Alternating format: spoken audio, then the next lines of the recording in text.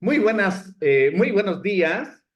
Hoy, que es 14 de marzo del año 2024, tengo el gusto invité a un querido colega y amigo líder de opinión, porque es pediatra, infectólogo, vacunólogo, académico, y pues tengo el gusto de estar con Enrique Chacón Cruz.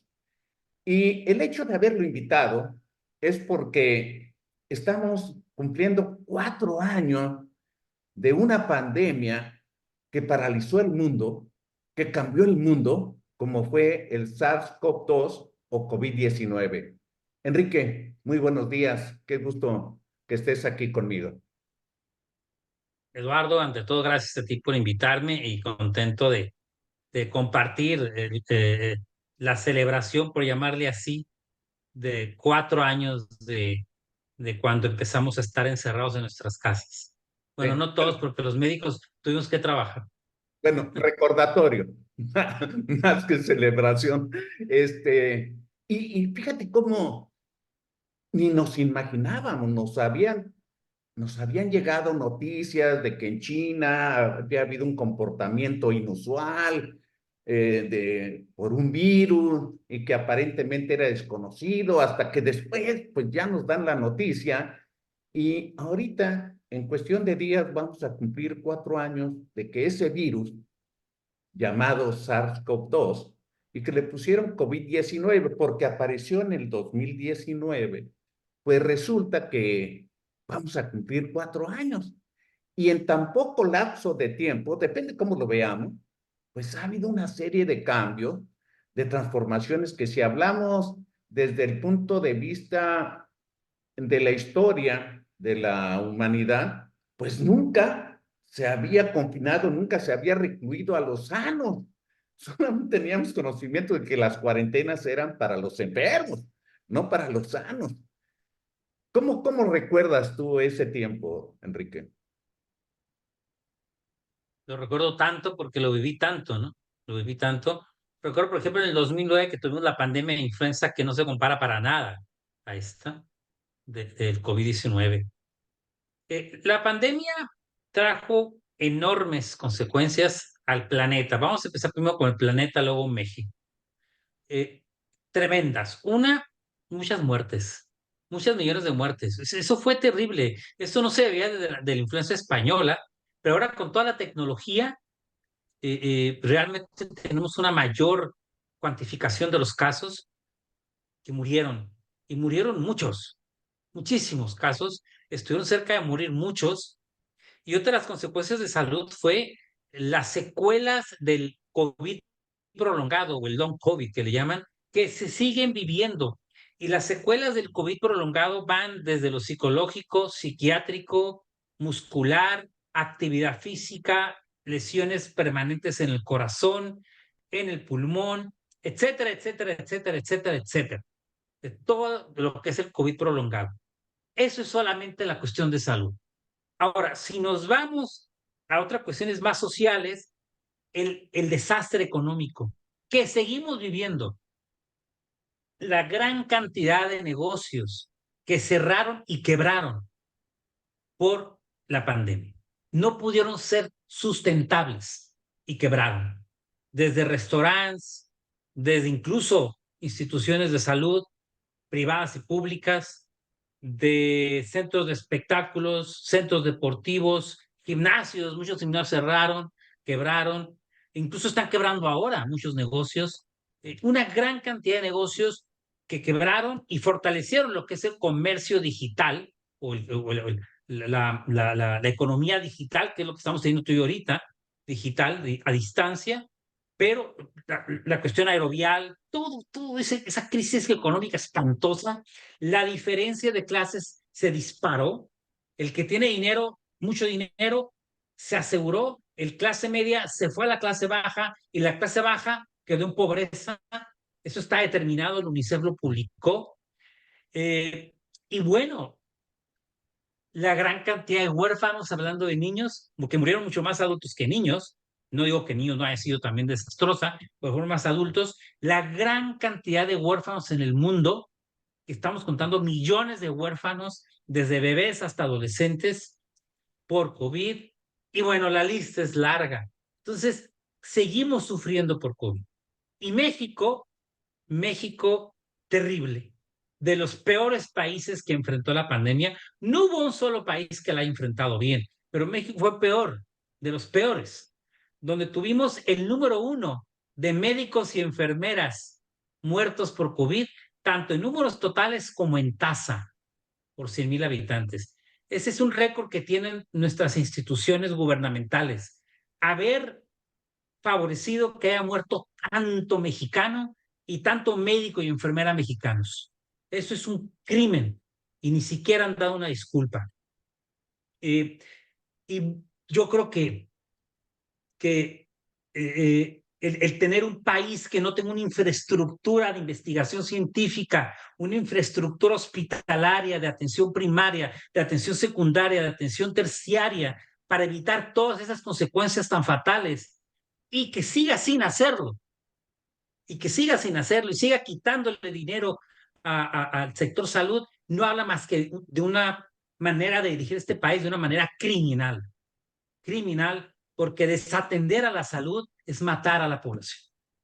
Y llevábamos de ventaja como 4 a 6 semanas de lo que estaba sucediendo en Europa y no nos dábamos cuenta. Y todavía peor, no nos preparamos, porque por ejemplo, España, Italia, que tuvieron igualmente muy malas experiencias iniciales con el COVID, pues les tomó de sorpresa. Y nosotros íbamos desfasados en el tiempo y no aprovechamos esa información para prepararnos. Y de todas maneras, pues nos pegó bastante duro. Fíjate que para no hablar tanto catastrófico, porque ha sido terrible en el comportamiento social, en el comportamiento familiar, cómo cambió la psicología de la gente, cómo se empezaron a deformar una serie de patrones, pero antes de un año, o creo que al año, se encontró el genoma del virus. O sea, eso, hablando en cuestiones científicas, es espectacular. O sea, hay virus que tardaron décadas en que formular una estrategia para provocar o hacer o elaborar una vacuna y maravillosamente el mundo se une, el mundo científico y el poder económico para lograr una vacuna, ¿verdad? Pues prácticamente al año. ¿Qué nos puedes decir de eso? Pasaste un tema muy importante, porque ahora sí, yo diría brincarnos inmediatamente, porque luego yo aburro a la gente, porque yo soy muy rollero de repente, tocar el tema de, ¿ahora qué hacemos? ¿Qué sigue? Yo lo que estoy viendo, y lo digo por mi empresa de Think Vaccines y por la Gaceta Médica que estoy por sacar de Vaccines B, lo que estoy viendo en todo el mundo, México, es una, um, una fatiga vacunal, digamos.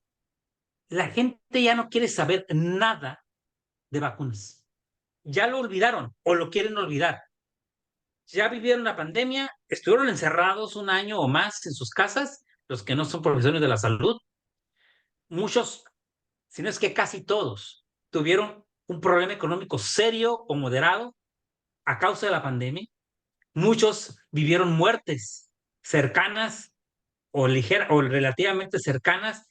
Casi todos se enfermaron y casi todos casi se volvían locos por estar encerrados y ya no quieren saber nada de vacunas. Ya no quieren saber nada de COVID.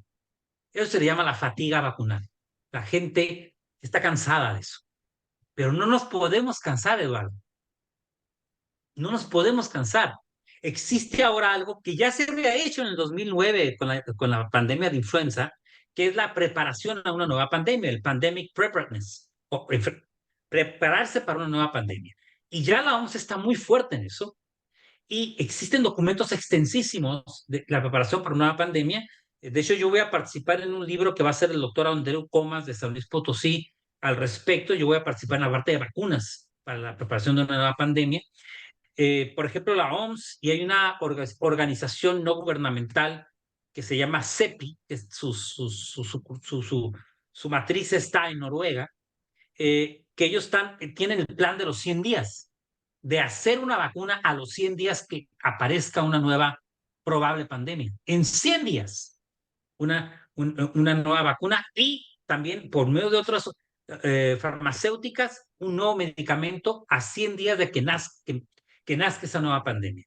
Pero aparte, la preparación para una pandemia es infraestructura hospitalaria, terapias intensivas, atención médica primaria de detección, laboratorios médicos, etcétera, secundaria y terciaria para los pacientes graves. Es todo un organismo. En México, yo preguntaría, ¿dónde está publicada, que sí está, pero dónde está publicada con detalle la preparación para la nueva pandemia? Y en papel sí está, ¿qué se está haciendo? ¿Dónde está la inversión para la preparación para una nueva pandemia? No hay nada, Eduardo. Y tampoco hay en muchos países. La mayoría de estos organismos que están trabajando en preparación para la nueva pandemia son fundaciones. Incluso en Italia, el profesor Rino Rappuoli, que es de los mayores expertos de vacunas en el mundo, él trabaja por una fundación en Siena en relación a la preparación para la pandemia. Entonces, no podemos cansarnos, al contrario, tenemos que trabajar, pero no es un trabajo de médicos, es un trabajo de principalmente los gobiernos, pero también de toda la sociedad, porque todo vivimos y va a volver a pasar. Vamos a tener una nueva pandemia muy ligada también al cambio climático que tanto hemos mencionado. Entonces, por favor, no nos crucemos de brazos. Tenemos que seguir trabajando. Olvídense del fútbol, del box, no, ahorita hay que enfocarnos porque vamos a tener otra pandemia. ¿Cuándo? No sé, pero la vamos a tener. ¿Quieren volver Definitivamente. a sus casas, estar encerrados? ¿Quieren que se les muera otra vez su hermano, su tío, su mamá, su abuelo, su hijo? No, entonces hay que trabajar en eso. Entiendo lo de la fatiga vacunal, pero no estamos en condiciones de estar cansados.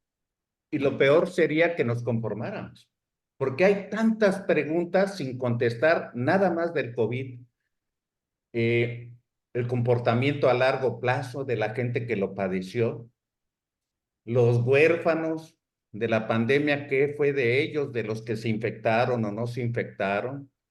¿Tiene alguna relación a largo plazo con otras comorbilidades? En fin, y así nos podemos seguir y no completamos todavía de vacunar a la población infantil.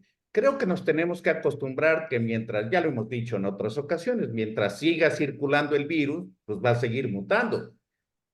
Aparentemente tiene un comportamiento menos mortal o tal vez estamos mejor preparados. Pero lejos de tener esa fatiga vacunal, porque hay que tomar en cuenta que las inmunizaciones es lo único que ha demostrado hacer una medicina preventiva de enfermedades que mataron por millones en la historia de la humanidad. Y ahora, con el cambio climático, pues es inevitable que los vectores, el comportamiento de las enfermedades, la aparición de nuevas enfermedades y las comorbilidades generadas por factores epigenéticos de la población, tanto por una mala nutrición, un comportamiento inadecuado y falta de políticas de salud pública, pues nos va a pegar muy duro. Ya no hablamos del estrés hídrico, que cada vez tenemos menos agua potable. En fin, todo eso va a traer repercusiones. Eh, y yo quisiera, para terminar, pedirte un mensaje en este cuarto aniversario del COVID-19, pues, qué les sugerirías, qué les dirías a la gente que nos va a escuchar en este video para que cerremos esta transmisión? Yo creo que, en resumen, la pandemia nos debe enseñar que nos tenemos que preparar para cuando venga una nueva pandemia. Vamos a tener otra pandemia, sí, no sé cuándo, qué agente va a ser, no sé. Puede ser un nuevo coronavirus, puede ser un nuevo virus de influenza, puede ser una mutación de ébola, puede ser una... Hay tantos virus, principalmente virus, que pueden causar una pandemia nuevamente y nos tenemos que preparar. Entiendo, porque yo también lo estoy, que hay un cansancio de todo lo que vivimos, pero vean las consecuencias de la pandemia, la estamos viviendo. Tenemos que prepararnos para una nueva pandemia, tenemos que obligar a nuestros gobiernos para que sean partícipes directos y responsables de la nueva pandemia que se va a venir, no sé para cuándo, y que esa pandemia quizás llegue antes por el cambio climático. Totalmente de acuerdo. Ya para cerrar, nada más quiero concluir que una de las riquezas de la historia de la humanidad es el conocimiento, la ciencia, la tecnología. Si no echamos mano de ella, es como si estuviéramos en el tiempo de las cavernas. Si queremos sobrevivir ahora que tenemos una población de 8.000 millones de seres humanos, que todos comen, todos tienen necesidades y movilidad, pues tenemos que utilizar esas herramientas para beneficio de la humanidad, porque todos tenemos derecho de vivir más y mejor. Y si somos productivos, pues ahí está el secreto de la vida. Quiero agradecer de parte de la Fraternidad Médica por la Salud, Médicos Unidos por México, al académico doctor Enrique Chacón Cruz por haber aceptado esta plática de recordatorio del COVID-19. Y a todos ustedes los invito a que vean este video en nuestro canal de YouTube en unos minutos. Muchas gracias y hasta pronto.